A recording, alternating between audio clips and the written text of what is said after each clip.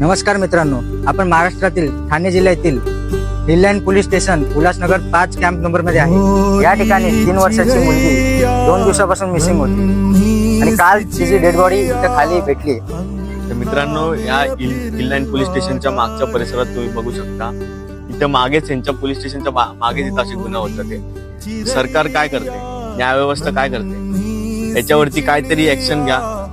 जो अपराधी आहे त्यांना फाशीची सजा द्या, काहीतरी करा, काहीतरी ऍक्शन घ्या। तर या गव्हर्नमेंट मध्ये आणि या न्यायव्यवस्थेमध्ये इतकी ताकद नाहीये का हे गुन्हेगारी बंद करता येईल?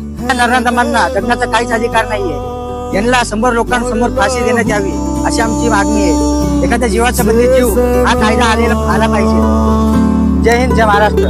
किरणों के तिनके अंबर से चुनके अंगना में फिर आ जा रे।